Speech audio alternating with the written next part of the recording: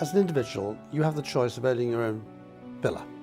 And so you can go and spend £1.5 million, £2 million buying your own villa south of France or south of Spain or wherever you want to go.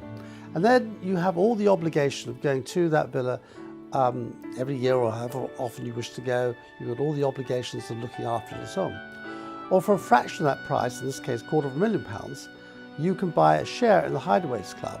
And now you become an owner of what will become 100 properties across the world. So not only do you get ownership of 100 luxury villas across the world, but you also get to be able to use all those villas. Now, the £250,000 is your investment. Apart from that investment, you then need to spend £14,000 a year, what we call the annual cost contribution. Now, that £14,000 takes care of all the expenses that are in running a villa. All the utility expenses, all the maid service, all the property taxes, the concierge service, everything you can possibly think of is taken care of with that £14,000. And that £14,000 entitles you to anything between 4 and 6 weeks usage of the villas, depending on the time of the year that you use those villas.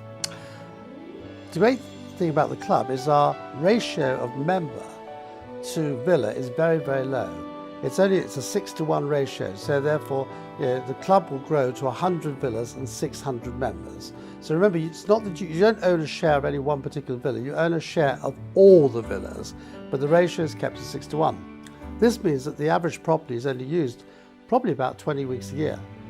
So there's a lot of availability for our members, and these properties can only ever be used by our members. They're never rented out to anybody else, they're exclusively for our members. So if the members aren't using them, they just remain empty, they remain rested, and the local concierge is looking after them. So the main financial aspects are, when you own a portfolio of properties across the world, that are in many different economic jurisdictions, you can expect some capital growth. And I say to people, we can't obviously forecast what that growth will be, but I think if you budget or 4, 5, 6% growth per year, you probably won't be disappointed.